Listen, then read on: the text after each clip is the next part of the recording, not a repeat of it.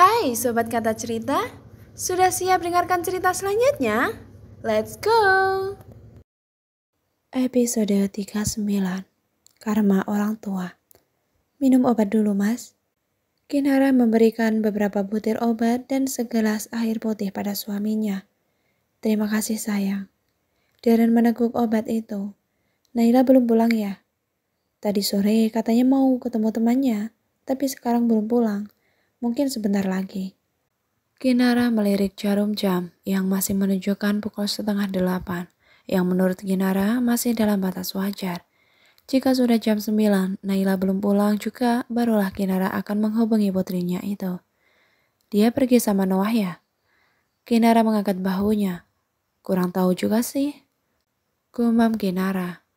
Menurut kamu, gimana kedekatan Naila dan Noah, sayang? Kan aku dari awal udah gak suka, Mas. Aku udah larang mereka main berdua. Aku udah pisahin sekolah mereka, tapi tetap saja mereka dekat. Kamu tahu sendirilah gimana kritis dan keras kepalanya Naila. Tiap aku larang, dia pasti minta alasan yang jelas dari aku. Dan sayangnya aku gak bisa ngasih alasan itu ke dia. Darren mengusap punggung tangan Kinara saat melihat wajah istrinya itu mulai menegang. Seiring dengan itu, mereka pun mendengar suara mobil berhenti di halaman. Kinara mendekati jendela untuk mengintip siapa yang datang. Siapa, sayang? Tanya Darren. Naila. Jawab Kinara saat melihat Naila turun dari mobil yang terasa asing baginya. Sama Noah. Sepertinya bukan. Wajah Naila yang semula berseri-seri langsung berubah datar ketika melihat kedua orang tuanya menatapnya begitu Naila membuka pintu. Diantar pulang sama siapa, Kak? Tanya Kinara. Sama teman? Jawab Naila. Siapa? Adalah Mom, teman kampus. Aku mau ke kamar dulu, mau mandi. Naila mengelak daripada diinterogasi lebih jauh. Ia pun mempercepat langkahnya menaiki tangga. Ketika di depan kamar Natasha, Naila pun berbelok memasuki kamar adiknya itu. Dek. Natasha yang sedang rebahan di atas tempat tidur sambil menonton video di ponsel langsung menoleh sambil mencopot sebelah earphone-nya. Apa? Naila pun melangkah masuk. Natasha justru menatap curiga melihat kakaknya yang senyum-senyum sendiri. Kenapa sih? Gue ada info. Penting gak infonya? Ini penting banget sih. Iya apa? Buruan. Jangan bikin penasaran. Desak Natasha. Gue. Naila mengambil jeda beberapa saat. Punya pacar. Lanjutnya kemudian. Hah? Bola mata Natasha terbelalak. Seriusan? Siapa? Natasha pun langsung duduk. Namanya Atlas. Anak kampus gue. Tapi beda jurusan. Dia pernah jadi ketua KKN gue. He is super cool. Naila menceritakan tentang pacarnya itu dengan wajah berseri-seri. Mana fotonya? Lihat. Wait. Natasha mengeluarkan ponsel dari dalam tasnya. Kemudian mencari foto terakhirnya bersama Atlas di kencan pertama mereka tadi dan menunjukkannya pada Natasha. Mulut Natasha tampak menganga. Ah, Kak, ini mah ganteng banget. Buat gue aja deh. Enak aja. It's mine. Lo kalau mau cari yang lain. Tapi gue yakin sih gak bakal nemu yang cowok lebih cool dari cowok gue. Natasha memanyunkan bibirnya. Terus, Mommy sama Daddy tahu nggak? Natasha bertanya demikian karena mereka sama-sama tahu bahwa kedua orang tuanya cukup protektif. Ya belum lah, orang jadiannya juga baru tadi. Lagian kalau diceritain sama Mommy, Daddy, nanti langsung ditanya-tanya. Takut cowok gue jadi risih juga ntar. Lo jangan bocorin ke Mommy, Daddy ya. Awas lo, beliin gue album terbaru BTS dulu. Gila, itu meras gue namanya. Tiket konser Blackpink deh. Naila mulai menawar. Bisa yang lebih masuk akal nggak? Pilih aja album BTS, tiket konser Blackpink, atau gue bocorin ke Mommy Daddy. Natasha mulai iseng mengancam. Iya, ntar gue cariin tiket konser Blackpink. Naila pun mulai bangkit berdiri. Kak, mau kemana? Mau ke kamar, mau mandi. Tunggu dulu, kasih tahu nama akun Instagram cowok lo dulu. Enak aja, Antar lo malah ngegepet cowok gue lagi. Naila langsung berlalu pergi memasuki kamarnya. Namun tidak lama kemudian, ia justru mendengar suara Natasha berseru keras. Mami, Daddy, kakak punya pacar. Naila yang sudah hendak masuk kamar mandi langsung lari lagi ke kamar Natasha untuk mencitak kepala adiknya itu. Sementara di lantai bawah, Nainara dan Daryl langsung saling pandang-pandangan. Pertanyaan mereka tentang siapa yang mengantarkan Naila pulang tadi sudah terjawab. Noah sedang lari pagi sekeliling kompleks tempat tinggalnya. Saat itu, tiba-tiba Naila turun berlari di sebelahnya. Mereka memang sering berolahraga bersama, apalagi di minggu pagi. Hai, sapa Naila.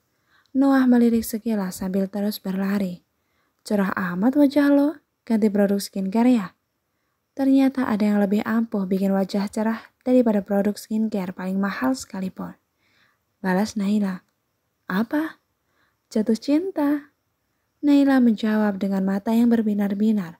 Kebahagiaan itu terpancar jelas di sorot wajahnya. Gue udah jadian sama Atlas. Naila menambahkan. Mendengar itu, langkah Noah pun langsung memelan. Ia seperti kehilangan tenaga untuk berlari. Kapan? Kemarin. Jawab Naila. Lo tahu gak sih, dia nembak gue pakai cara yang sweet. Standar romantis orang kan berbeda-beda ya. Tapi buat orang yang belum pernah pacaran kayak gue, itu udah sangat romantis sih. Oh, Noah menanggapi sekenanya. Sesak di dalam dadanya membuat lidahnya jadi sulit bicara. Kok cuma oh doang sih?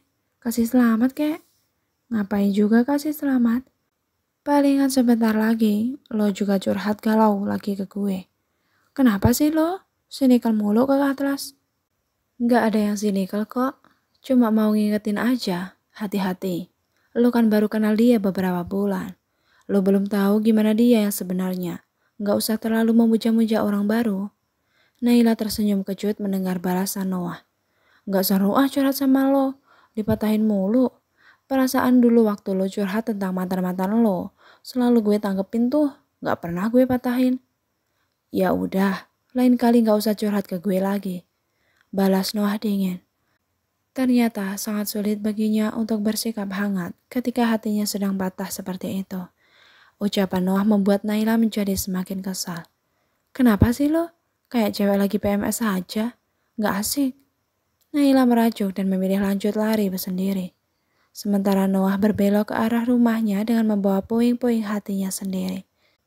Di halaman, Noah melihat sebuah bola basket. Ia mengambil bola itu dan melemparnya ke sembarang arah yang tanpa sengaja justru mengenai kaca jendela. Prang! Suara pecahan kaca itu membuat Elena jadi keluar dari dalam rumah. Ia pikir orang lain yang memecahkan kaca jendela rumahnya. Namun, ternyata justru putranya sendiri. Noah, kamu yang ngelempar bola ke jendela? Noah menelan ludah. Ia juga tidak menyangka bahwa caranya meluapkan emosi justru menciptakan kerusuhan yang seperti itu. Nggak sengaja, Mam. Nggak sengaja. Elena merasa jawaban itu terlalu tidak masuk akal untuk orang yang sudah sedewasa Noah.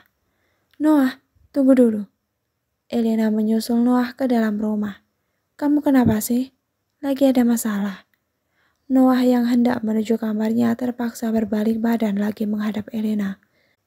Mama dan Papa udah bikin dosa apa aja sih di masa lalu? Dan kenapa harus aku yang mendapatkan karmanya, Ma? Elena tersentak mendengar pertanyaan putranya itu.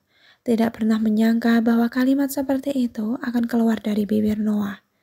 Karena Mama, aku gak punya kesempatan untuk jujur tentang perasaanku sendiri pada orang yang aku cintai. Karena Mama, aku harus pura-pura berbesar hati melihat orang yang aku cintai itu memilih orang lain. Aku ini udah seperti orang jahat saja di mata keluarganya Naila. Padahal aku gak ngelakuin kejahatan apa-apa. Bahkan sebenarnya dari dulu, karena Mama juga, aku sering dibully karena tidak tahu asal-usulku yang jelas. Tidak tahu siapa kakek dan nenekku. Bisa gak kalau karma cukup ke Mama saja, gak usah dilimpahin ke aku juga. Noah meluapkan apa yang sudah ia tahan sendiri selama ini. Elena terpaku diam, tidak bisa menjawab satu pun pertanyaan yang dilontarkan oleh putranya itu. Terima kasih sudah menonton. Sampai jumpa di bab selanjutnya. Bye!